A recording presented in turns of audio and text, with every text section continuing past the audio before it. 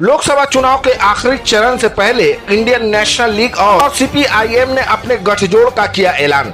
आपको बता दें कि 23 मई के रोज महानगर कोलकाता के प्रेस क्लब में इंडियन नेशनल लीग और सीपीआईएम ने लोकसभा चुनाव के आखिरी चरण से पहले अपने गठजोड़ का ऐलान कर दिया है। इस अवसर पर इंडियन नेशनल लीग के राष्ट्रीय अध्यक्ष Mohammad Salman, national treasurer Jamirul Hasan, Paschim Bangal INL के अध्यक्ष Mohammad Salahuddin, CPIM central committee member comrade Soumik Lahiri, दक्षिण कोलकाता से सीपीआईएम के कैंडिडेट कॉमरेड सायरा शाह हलीम के अलावा अन्य लोग भी उपस्थित थे। इंडियन नेशनल लीग का वाम मोर्चे से संबंध 30 साल पुराना है। 30 साल हम लगातार एक आइडियल स्टेट केरला में मजबूत किया गठबंधन को, और हम 10 साल से सरकार में हैं। दूसरा टर्म भी हम जीते हैं, तीसरा भी जीतेंगे। इसलिए हमारा अलायंस टूटने वाला नहीं है। हमारा अलायंस तो पहले से चला आ रहा है, हाँ एक्सटेंशन हो रहा है। उस अलायंस को हम वेस्ट बंगाल में भी लेकर चलने वाले हैं।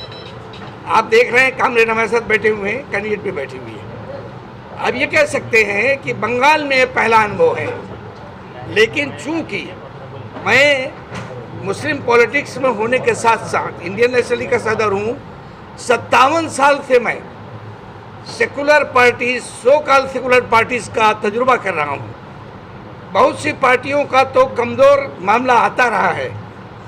कभी उनके एमपी छोड़ के जाते रहे हैं, कभी उनके मिनिस्टर छोड़ के जाते रहे हैं, लेकिन सीपीएम का कोई रोल ऐसा आपको इतिहास में नहीं मिलेगा। They are trusted secularist, patriotic and pro down trodden minority and Dalits. इसलिए INL is considered, having considered opinion, सोचा समझा हमारा ये विचार है, ख्याल है कि इस देश को सेकुलर रखने के लिए, फासिज्म से बचाने के लिए देश को भरोसा वामपंथ में करना पड़ेगा। जो गलतियां इतिहास में हमने की हैं सुधारना पड़ेगा। और इसी पैगाम, इसी रिक्वेस्ट, इसी अपील को लेकर आज मैं कलकत्ता में। सर, नहीं लगता कि आपको बहुत देर हो गई है ये सब करने के लिए, क्योंकि ऑलरेडी इलेक्शन का जो चुनाव है बहुत ही अनकरीब है। देखिए, ये अगर गठबंधन इस चुनाव के लिए होता तो आपकी बात सही थी कि देर हो गई। इस चुनाव के लिए नहीं है, देश को बचाने के लिए है। चुनाव आते और जाते रहेंगे। अभी ये चुनाव है, 1.5 साल बाद दूसरा चुनाव है।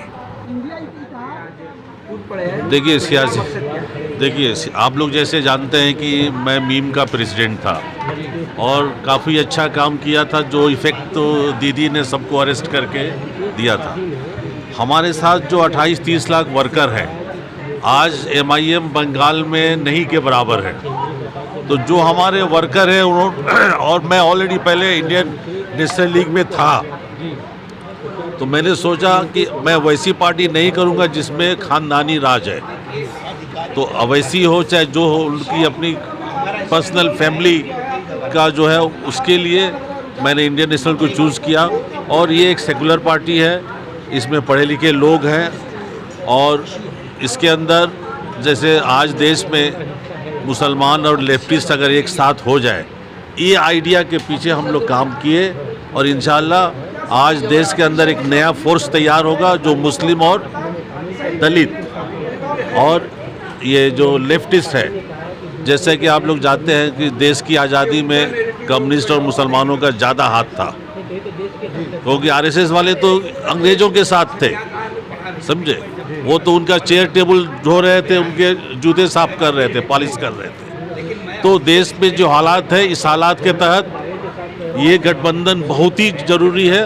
और 2026 को टारगेट में रखकर हम लोग यहाँ, जैसे केरला में लेफ्ट ने पहले एक ट्राई किया, हम लोगों को लेकर एक एक्सपीरियंस किया, जिसका फ़ायदा ये हुआ कि लेफ्टिस्ट दोबारा वहाँ आए। यहाँ भी 2026 में इंडियन नेशनल लीग और लेफ्ट मिलकर गवर्नमेंट बनाएगी। देखिए, ये होना ही था। अभी लोगों को अभी अंदाज़ा हो रहा है कि कौन खड़ा रहेगा, जो कौन डिबेटर है, कौन लड़ेगा पार्लियामेंट में, कौन डमी कैंडिडेट है, कौन चुप रहेगा। तो अभी ये जैसे कांग्रेस उतरी भी है, मेरा प्रचार करिए, वैसे इंडियन नेशनल लीग भी अभी उतरेंगी। वो भी प्रचार करेंगे। एक हफ्ता रह गया है और यहाँ पे जितने सेकुलर फोर्सेस हैं एकजुट हो रहे हैं ताकि वो एक सही कैंडिडेट को भेज सकें पार्लियामेंट में, और ये ही तैयारी 2026 तक लेके जाएगी ताकि हम लोग ज़्यादा से ज़्यादा सीट तक यहाँ पे 2026 में सरकार बना सकें।